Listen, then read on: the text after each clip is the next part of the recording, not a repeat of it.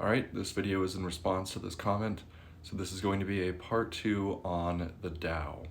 So I highly recommend reading the Tao Te Ching yourself. You can find it online as just a PDF, it's very easy to find, and it's roughly 87 chapters long, and they're all about as short as this. At the same time though, it can be very confusing, because the Tao cannot be explained, and trying to understand it actually keeps you from understanding it. And I'll explain this a little further. So the idea is simple. Reality is actually perfect as it is, and trying to get anything because you have desire causes reality to be imperfect, and you perceive yourself as lacking something, and thus reality is imperfect, which is why we all have these kind of driving motivators to go get certain things done. So if you're familiar with Buddhism, this might sound somewhat similar. It teaches the cessation from suffering, and Taoism has a similar sort of philosophy in mind.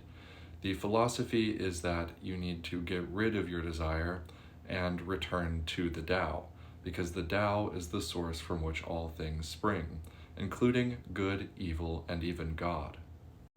To expand on a topic that I mentioned previously in the first video, the idea of Wu Wei is effortless action, and this idea kind of encapsulates the whole Taoist philosophy.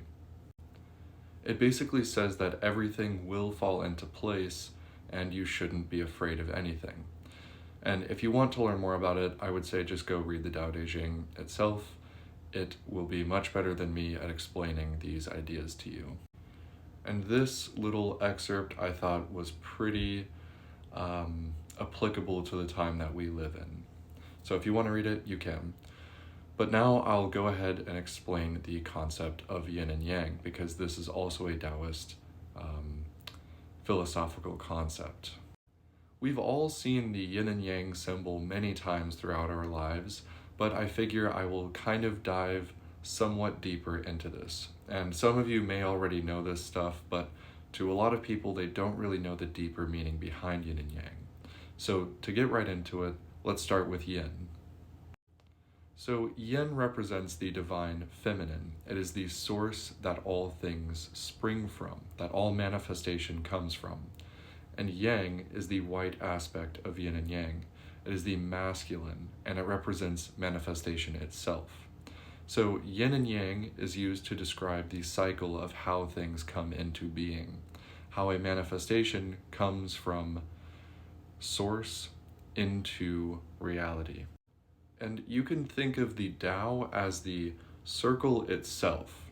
So the Tao is the source that yin and yang spring from. So that was just a little bit about Taoism.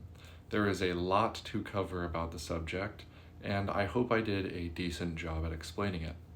If you enjoyed this video, please consider following, and if you think a friend would enjoy this video, please share it. All the support really helps me. I hope you enjoyed watching, and I will see you in the next video.